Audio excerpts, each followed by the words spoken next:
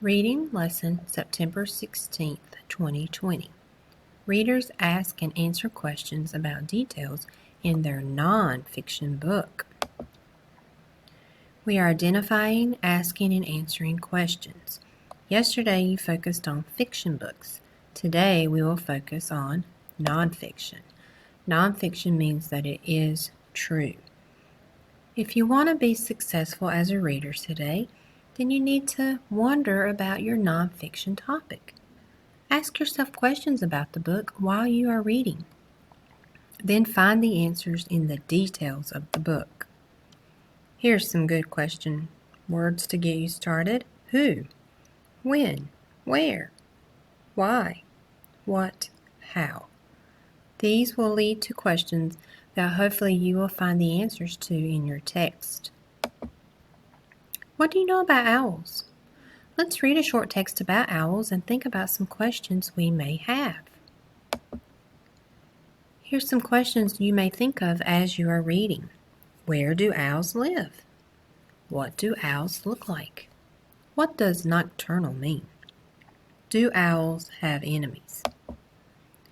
Let's listen to the nonfiction text about owls. Then let's see if we can go back and answer the questions from earlier. Click on the link to listen to the story.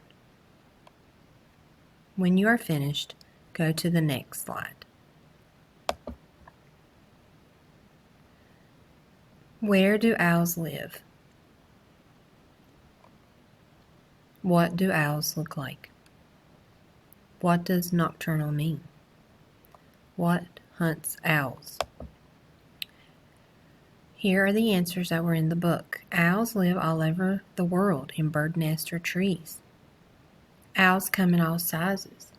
They have gray, white, or brown, orange feathers. Their soft feathers help them fly silently. They have big eyes and keen ears.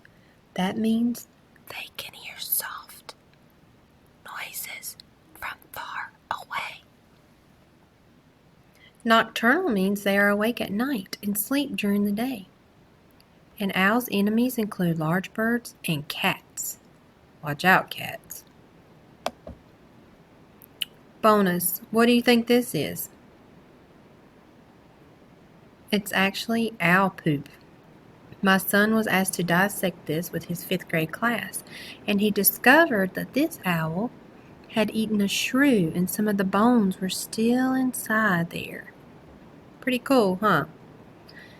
Now, do you have more questions about owls?